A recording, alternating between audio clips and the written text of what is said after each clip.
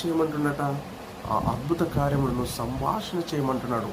సంభాషణ వివరించమంటున్నాడు. అక్కడ ఆ సంభాషణ అంటే ఏంది అంటే దాన్ని చెప్పాలి అంటే దాని గురించి డిస్కషన్ డిస్కషన్ అంటారు.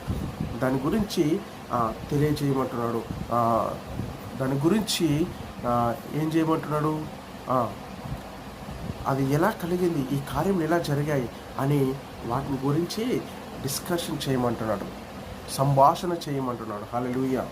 అలాగే ఆయన పరిశుద్ధ నామమును అతిశయించుడి, యెహోవాను వెదుకువారు హృదయమందు సంతోషించుదురుగాక. యెహోవాను వెదుకువారు హృదయమందు సంతోషించుదురుగాక. ఒకవేళ యెహోవాను మనము వెదకకపోతే అలాంటి సంతోషము మనకు రాదు. అలాంటి సంతోషముతో మన జీవితాలు ఉండవు. హల్లెలూయా.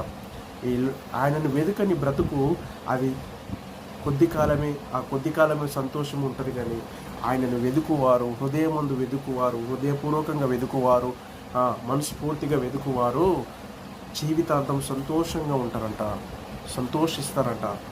కాబట్టి దేవుని బిడ్డలారా, ఆయనను వెదుకువారు, ఆయన కార్యములు చూసువారు, ఆయన కార్యములను అనుభవించువారు హృదయపూర్వకంగా జీవితాంతము ఈ ప్రజల మధ్య ఆయన కార్యములను, ఆయన నామమును ప్రకటించుచు, ఆయన కృతజ్ఞతాస్తుతులు చెల్లించుచు జీవించమని తెలియజేస్తున్నాడు.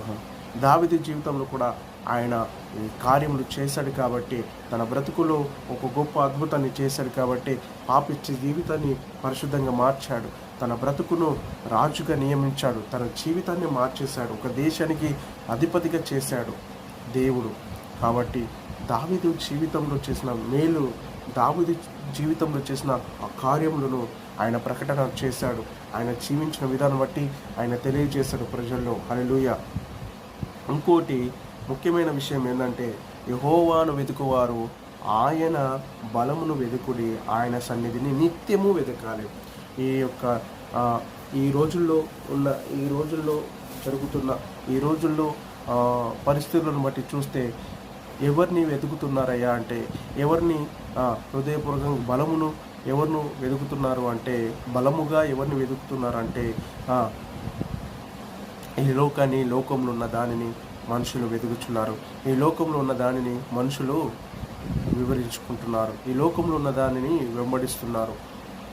వారు దానికోసము ప్రయాసపడుతున్నారు. దానికోసమే తన జీవితము అని వారి యొక్క బ్రతుకును ముందుకు కొనసాగిస్తున్నారు.